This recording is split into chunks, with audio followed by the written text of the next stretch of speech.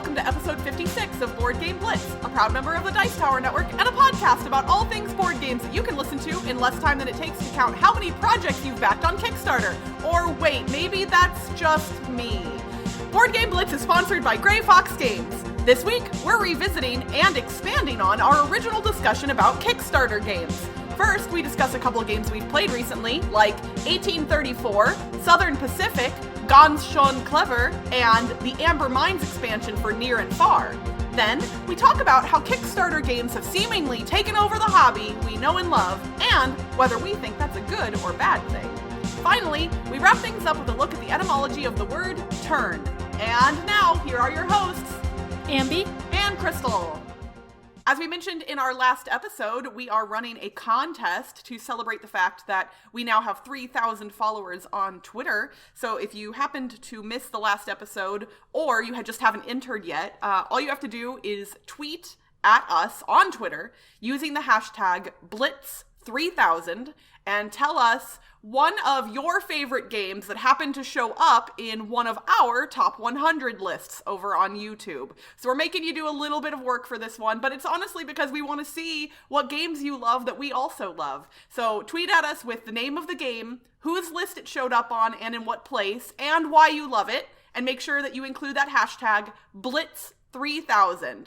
If you do not have a Twitter account, do not fear. You can also email us all of that information at boardgameblitz@gmail.com, and you can enter the contest that way. The contest ends midnight Pacific time on July 8th, so make sure you've only got a few days left as of this episode coming out to enter, so get those entries in quick.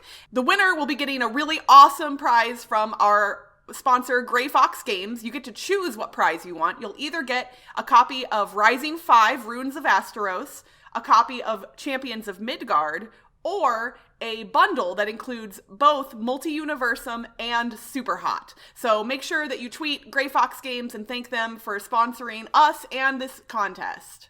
If you're listening to this the day it comes out, or the weekend it comes out, then we are at Dice Tower Con currently in Orlando, Florida. Yeah, Dice Tower Con! Come play games with us! Yeah, so if you are also at Dice Tower Con, then come play games with us. Wait, then why are you listening to our podcast right now, silly? Yeah, you should be playing games with us live in person.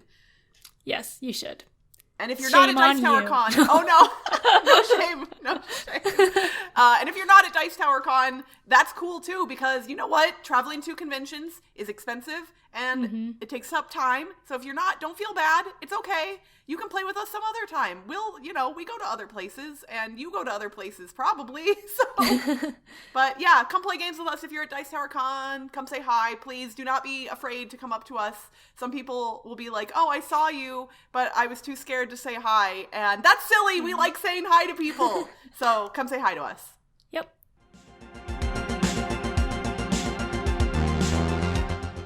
Recently, I got the Winsome Essence set for 2018, which is from Winsome Games. It has 3 different games in it, which are 1834, Southern Pacific, and London and Northwestern. And I played 1834 and Southern Pacific the other day. So 1834 is an 18xx game published by Winsome Games in 2018. It's by Eddie Robbins, and it takes place in Belgium and Luxembourg. And this is a similar game to 1830. You use the same tiles as 1830, but it's on a different map, and there are some different rules. And one of the main different rules is that normally in 1830, the trains come out 2, 3, 4, 5, etc., and the 4 trains rest the 2 trains, and the 6 trains rest the 3 trains. But in 1834, the 4 trains rest the 2 trains, and the 5 trains rest the 3 trains, and 6 trains rest the 4 trains. And rest is when the trains go away. So when you buy the new trains, then the old trains go away and disappear, and that causes a train rush because you're just trying to buy the new trains before the old ones disappear. So the train rush is really fast in 1834 because it rusts earlier. And when we played, the whole game lasted an hour. Wow. Which is pretty fast for an 18xx game. That's ridiculously fast. Is that so? Yeah. Did it feel like that was normal for this game, or was that an anomaly in your mind? I'm not sure. So other people, it might be normal for a first play. I don't know if it'll happen again, but we heard another group also, it lasted about an hour for them because a similar thing happened. There's a really fast train rush. In one set of operating rounds, we went from the 3 trains to the 6 trains, and that's going through like, I don't know, a lot of trains. So a lot of trains got bought. The 4 trains never ran, so you bought the 4 trains and then never got to use them, so they were just a waste of money, basically. And then someone went bankrupt. So that's how the game ends if someone goes bankrupt. If no one goes bankrupt, then that's when the game goes longer. So it seems like because of that train rush, it's likely for someone to go bankrupt. But I don't know if people play more times, then maybe they'll play more conservatively and it'll go longer. So okay. Because the game was so fast and none of us really knew what was going on, because I actually caused the train rush but didn't realize it was going to go so fast, and then I almost screwed myself over, but I managed to dump my company on someone else and screwed him over instead. So that's why he went bankrupt and not me. So yeah, none of us knew that was going to happen, and we're not sure how we feel about the game yet, because we need to play it again to know like what we feel. But that was 1834. It was a very low scoring game too. The highest stock price was $70 at the end of the game, and you start a company with a stock price from $67 to $100, and usually they go up if you're running the company, but like if your company does poorly, the stock price will go down, and the highest one was 70. So wow. It was very interesting. Yeah, so that's 1834. The other game we played was Southern Pacific, which is also Winsome Games 2018 and by Harry Wu.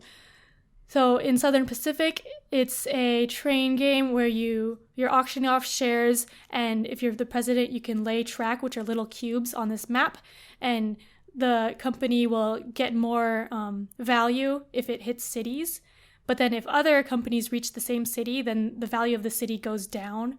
So you're just trying to like build track and not let other people build track next to you. And each round, more shares get auctioned off, so you dilute the shares of other people's companies. And then in this game, you can buy track from other people as well as laying new track if you're next to them. So that's kind of an interesting way to pass money between players. So I found a lot of Winsome games are similar to me. They have like the shares that you buy and cubes that you lay, and then slightly different rules. So they blend together in my mind, and like I don't really like them or dislike them that much. So I felt similar with Southern Pacific. But yeah, that was Southern Pacific. And I liked 1834 better because it's an 18xx game.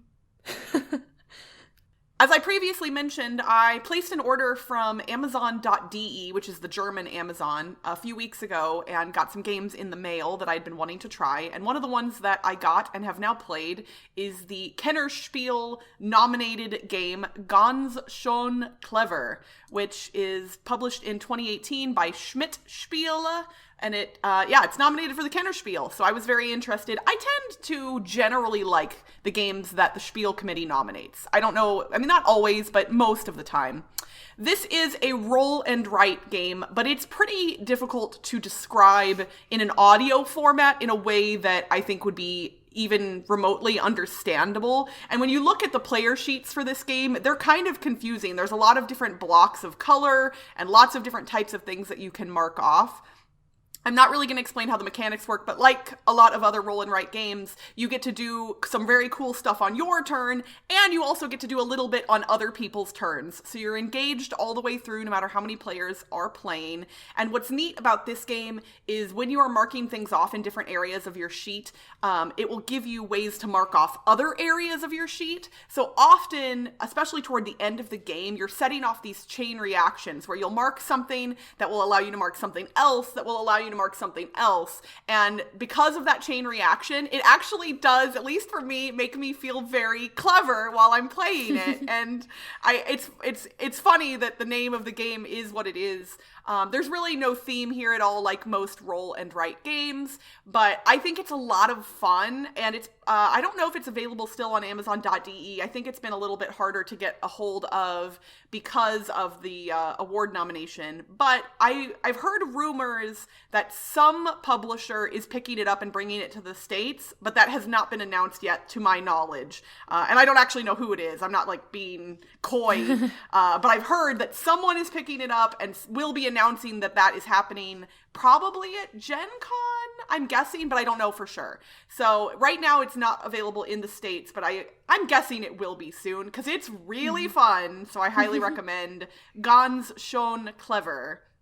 And that'll be in the show notes in case you can't understand my poorly pronounced German. Then I also got to play the new expansion for Near and Far, Amber Mines, which just came in the mail this week. And I had to talk about it immediately because I'm in love. It's so good. As anyone who listened to our top 100 knows, Near and Far is near and dear to my heart because it's number 3 on my all-time game list. It unseated Runebound from my top 3, which is a thing that I thought would never happen. So I'm not going to talk about Near and Far in this episode, only because it would take a long time, but the new expansion, Amber Mines, adds a bunch of new modules to the game. It adds the Amber Mines themselves, which are a deck of mine cards that make going to the mine and exploring a little bit more random, and there's a push your luck element kind of, and it's more thematic because instead of going and knowing exactly what you're getting out of the mines, you kind of have to dig a little bit to get the thing that you want. It also adds a magic track, and you gain the ability to learn magic spells, which are cool abilities that you can only use in limited times, and they give you neat things you can do while you're out adventuring. It adds a new general store with new abilities. It adds new threat cards that actually give you something for fighting bandits out in the world, which is great because previously you fought bandits and just got victory points and nothing else, and these actually give you some items when you fight them. It also adds a board and rules that will make the game cooperative.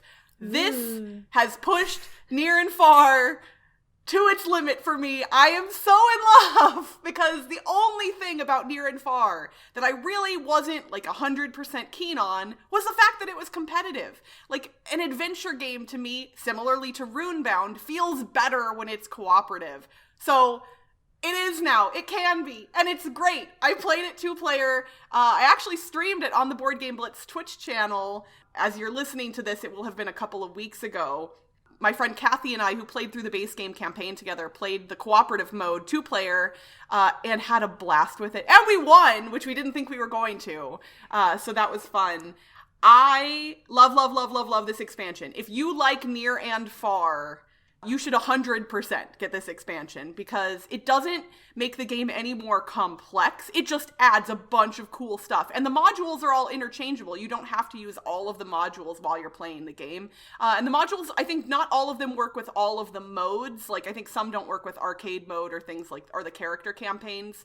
It also adds a couple new scenarios and there's more story points. And it's awesome. I can't talk about it enough. It's so good. Near and Far, Amber Mines, Ryan Lockett, you're my new favorite. I don't know what to do with myself because I love it so much. But that box is heavy with all the content in it. That Near and Far box, it looks not so imposing, but when you try and pick it up, it is heavy. So that is Near and Far, the Amber Mines expansion. Wow. So I've been wanting to play Near and Far for a while. It's been on my want to play list, but I haven't gotten around to it. But then saying that it has a cooperative now sounds really cool. So do you think I could play with the expansion first as my first play? Absolutely. Yeah. Okay. Like what's interesting is this game isn't mechanically complex. Mm-hmm. There's just like, it's one of those games that gives you a bunch of different options and you have to suss out strategically what the best thing is to do, but nothing is really hard to learn. Even like we literally added in every single module from the expansion in our first play with it. Now, admittedly, the co-op mode, here's an interesting point. The co-op mode potentially spoils a tiny bit of the end of the base game's campaign. And not really in a story way, but they in the base game, you play through a number of scenarios, and then you have to do a specific thing to beat the final scenario. And this won't spoil any of the story for you, but it will spoil part of how you beat the base game campaign. And it's hard to explain clearly It just mechanically will spoil something that you have to do at the end of the campaign in the base game. Okay. So I guess that's something to take note of if you want to play co-op mode. But it doesn't spoil any of the actual story. So I don't think it would be a problem for people. And when we were streaming it last night, we were like, oh no, are we going to spoil things? But it's not really. So yeah, I say you can jump in with co-op mode or any of the modules from the expansion pretty easily. It's a little bit of work to go back and forth between the regular rulebook and then the expansion rulebook, because there's some new scoring that happens with some of the modules at the end of the game, and obviously that's in the expansion rulebook. So when you're doing end game scoring, you have to look at the regular rulebook and then jump over to the expansion rulebook to make sure that you're doing all of it correctly. But it's not too bad as far as rulebooks go. And it's laid out pretty clearly. I was able to look through the rulebook for the expansion and find things pretty quickly every time I needed to reference something. So, yeah, I love it. I want to play Near and Far all the time. Although, admittedly, I've only played it 2-player. I don't know if I would like it as much 3 or 4-player. But I just don't know. I just love it 2-player so much. I don't want to do it any other way.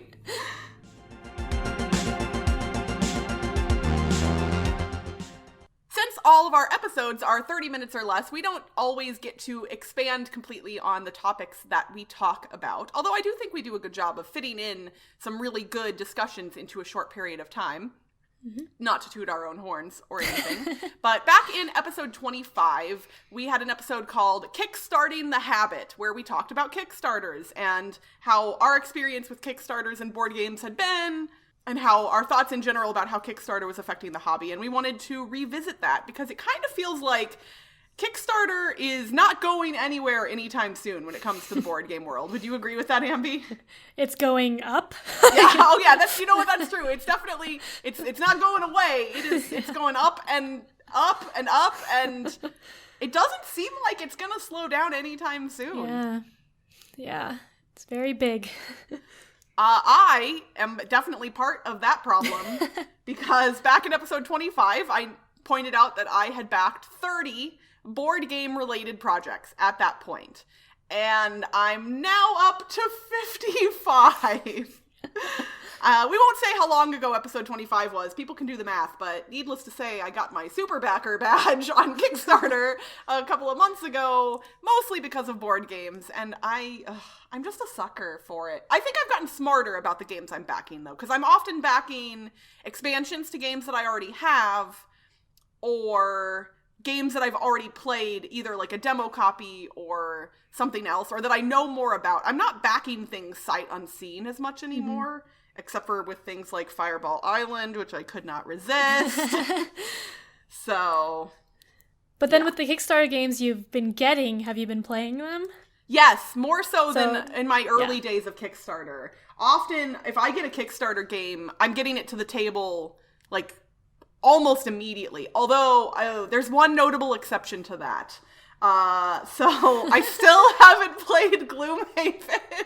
Oh my gosh, neither have I. Okay, so did you back it on Kickstarter as well? No, so last episode we talked about it. My neighbor had the first edition, and we were gonna play it, and I was talking about that we were going to be playing it next month on episode 25, and it's been over a year, and we still have not been able to schedule a time to play it, but I think we're gonna be playing it, like, starting next month, but I've said that before. Yeah, I got so I backed the second edition on Kickstarter and got it this past fall. So it's now been more than 6 months since I received my copy, and I haven't even punched it out yet.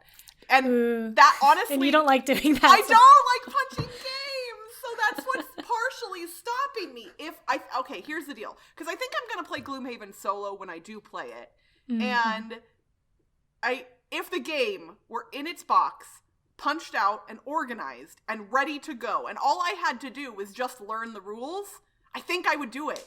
But because I have to also punch the whole thing out, I haven't even taken the components out of the box, Ambie. Like, I paid a lot of money for stupid Gloomhaven. This is going to be a running joke, I feel, for a long time. Crystal still hasn't played Gloomhaven, and I really do think I'm going to like it. I've made jokes in our Slack channel and on Twitter that someone should come punch it out for me, and I'm kind of serious about that at this point. If someone has a free day and wants to come punch my copy of Gloomhaven, because I know people like punching games, so Please come do that for me. Well, with Kickstarters, I'm kind of the opposite of you. I haven't backed anything since we last talked, and I had backed 3 projects total. But you're so much smarter than I am. Well, I just actively avoid looking at Kickstarters, which I guess isn't active. It's a passive thing. But you actively, passively avoid Kickstarter. Yeah, but I did do a group buy of 18CZ, and we had talked about it last episode too, but I haven't played it yet, and we've gotten it, I think we've had it for 6 months or something, and mine's still in shrink. So I have the problem of not playing the Kickstarter once I get it, even though I've only gotten a couple games on Kickstarter. Well, I've heard other people talk about that, and I think it's because, like, you get hyped up for the thing when it's on Kickstarter, and you get excited about it. But then all of this time passes, and so your hype and your excitement potentially can cool in the time between when you back it and when you get it. I will say, though, for people getting the Amber Mines expansion in the mail right now, play that thing immediately. It's so good. Yeah, for me, it's not necessarily hype. Like, I would still want to play it, but I have other games to play too, and there are a lot of games I have that we haven't played. So we just need the time to play it. We always need more time. Yeah. Mm-hmm. Well, and I think a lot of people, especially in the past, kind of liked to hate on Kickstarter. I had heard comments from people about, why are these big name publishers using Kickstarter to publish their games? And I think some people kind of lose perspective. Board games are not a super lucrative business to be in, whether you're big or not. Obviously, like, for a mass market company like Hasbro or Milton Bradley, or maybe even Asmodee at this point, because they're so large, making money is easier because the margins don't have to be as wide. But for almost every other board game publisher, even the ones that we in the hobby see as big, like maybe Cool Mini or Not, or other companies like that, it's hard to make good money off publishing board games. And especially if you want to publish a really big, epic game that costs more money to produce, Kickstarter is a perfectly viable route to do that. Yeah. So, yeah, like a game like Gloomhaven, how would you ever be able to produce that game just to send it to retail? Because you're paying not only like the distributor and the retailer, like everyone's taking a cut of board games, and the margins are always so thin that you're not making money by the time it gets through all of the distribution channels. Whereas if you sell direct to consumers through Kickstarter, you actually get to profit on those margins a little bit more. Mm-hmm. Yeah, when Twilight Imperium 4 came out, there was a documentary, Shut Up and Sit Down made a documentary on it, and some of the discussion there, they were thinking about doing it on Kickstarter, like the pros and cons of Kickstarter versus trying to publish it themselves, and they were thinking of doing like really epic, really expensive, and then it would have to be Kickstarter. So there was some good discussion there on that. It's interesting, even though I've now only played it once, although this weekend, playing it a second time with you, I feel like I kind of wish they had done that, because Twilight Imperium's been around for so long and so many people love it so much. I think a lot of people would have spent, the larger amount of money to get a really cool looking edition of that game. And that's not to say that the one that they ended up publishing is bad looking by any means, but I think I would have liked to have seen what they would have done with that. Yeah. But then if they have like super deluxe versions on Kickstarter, then like people who can't afford that, they would miss out on it, right? Yeah. And that's a good point to make. But I mean, board games as a hobby are a luxury to begin with, and especially I think some of the Kickstarters. And I know it's easy to, see everybody else, like hear somebody like me talking about backing a lot of board games. I know that I'm a very lucky person in that I have disposable income that I'm able to spend on board games. That's partially because I have no children. So I think that, like I've made decisions in my life and I've been lucky, and that allows me to buy games, and not everyone has that privilege. And so it's important to have perspective there as well. And if you can't afford to buy all the games you want, that doesn't mean that you're less of a gamer or anything else at all. And I think some people sometimes feel like if they're not up with the new hotness, that they're not, like in the in crowd. And that's not true at all. Like, you should play whatever games you can and whatever games you love. And even if you don't own any games, that doesn't make you less of a gamer. Play your friends' games, play the games at your local cafe. That's fine too. So please do not take anything we're saying to mean that, like, you need to be buying games on Kickstarter or at all, because that's definitely not the case. Yeah. So there's been a lot of, it feels like there's been a lot of big epic games that have hit Kickstarter over the past year or two. And there were some before that as well, obviously, but just in the past year or so, we mentioned Gloomhaven already. I mentioned Fireball Island. That one is crazy big. It's this vacuum-formed plastic volcano. And I'm very excited to get my copy of that. I only got the base game, though. I didn't get the all-in with all the expansions and stuff. But it was still expensive. We had Rising Sun, which hit really big on Kickstarter. Dinosaur Island, both its first and second edition. The Seventh Continent game, which everybody loves except for me.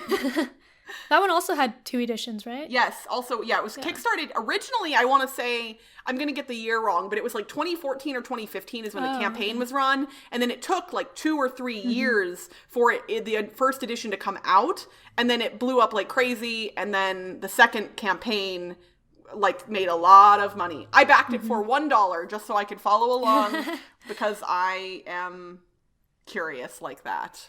Yeah, but it seems like more second editions have been coming out with Kickstarter too, along with big things. That's a good point. Which is nice for people who missed the first Kickstarter. It gives them a chance to get the second edition if there's no other way to get the game.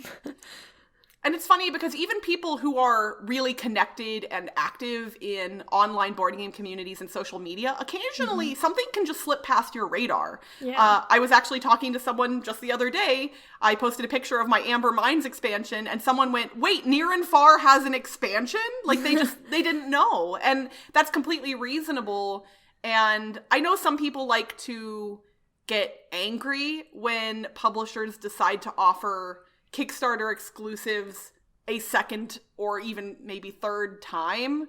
For me, I kind of like giving people the ability to get a thing that they want to get and enjoy it. Like, I don't like the whole exclusivity thing. Like, I'm better than you because I have this exclusive thing and I don't want you to have it. That feels icky to me. And so, and like when Dinosaur Island hit Kickstarter for the second time, I had played the game for the first time since their first campaign, loved it. And so I backed it, and I backed to get all of the cool dinosaur meeples in the different shapes that were available through the first Kickstarter. Because for me, a thematic gamer, I don't want to see the same dinosaur shape all over the place. I want to see all the different dinosaurs. And if that hadn't been available to me, I would have been really sad. And I couldn't back it the first time around for whatever reason, and now I have the opportunity to, and I think that's cool. Yeah. I can see both sides of it. Like, I'm like you, where I would want to give people the opportunity to get what they missed out on. If, like, they didn't know about the first edition, then they get the second one, and it would be unfair, I think, if they couldn't get what was available before. But then also, I guess if people back things because it's exclusive, like if that's the reason they back it, then maybe that's why they're angry. I think honestly, most of the people who get angry are the ones that are taking advantage of the resale market. And so they're thinking, oh, I buy 5 copies of this game and I can resell them for higher because they'll never be available again. Then if they become available again, obviously the value is less, but I don't like those people anyway. So like, if you're just buying board games to turn a profit as a consumer, you're not my favorite person. I mean, you do you, but I don't, you're taking a risk in doing that. I mean, you're taking a risk in backing a Kickstarter to begin with, because you don't even know for sure that you're going to end up with the thing that you want. So, I don't know. I want everyone to be able to play games and love games and get all of the parts of a game that they love. And games for everyone! Yay!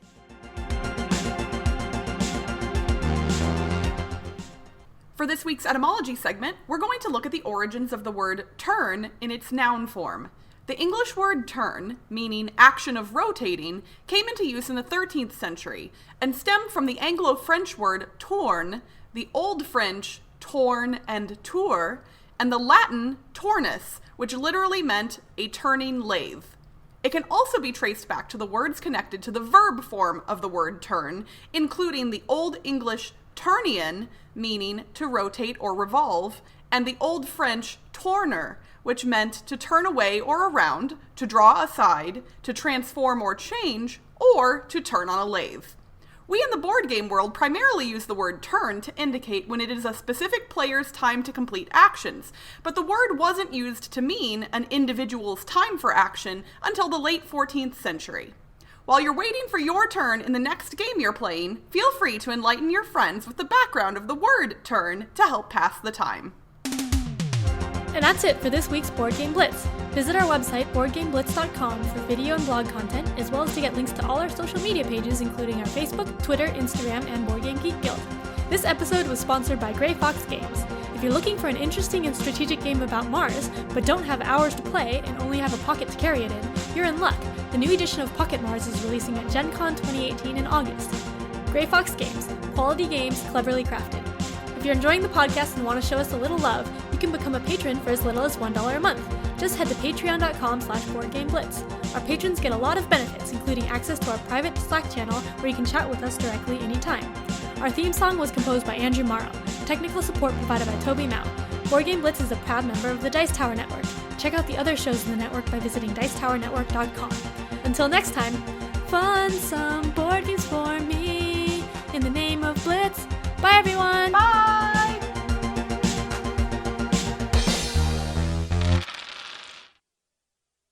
Since our episodes are 30 minutes or less, we tend to not always expand completely on all of the topics we talk about. So I'm just going to start over. Okay, here we go. Everything is fine. Grey Fox Games, quality glames. No. Quality glames. From Glayflox Glames. Oh, I mean, it's not nighttime, but we're kind of in like night record mode for some reason, and I'm enjoying it. It's because it's hotter. It is so hot. If this is in the bloopers, people, come give us some ice at Dice Tower Con, because we're gonna be hot there too. It's gonna be so humid. But we'll be inside. Inside, there's AC there. We're gonna be rushing from the hotel to the convention center, like whoosh. Yeah. So the clue that we gave you for last week's alliteration puzzle, I think some of you probably got it right. Ambie, if we asked them to retheme a chameleon game to be played at an unheated university, what game would that be? Cold College, Colorado. Woo! So Yay. kudos to you if you got it right. Let's see if you can get this week's alliteration puzzle correct. This week, we are asking you to retheme a mushroom collecting game to be played early in the day by those who will not live forever. Good luck!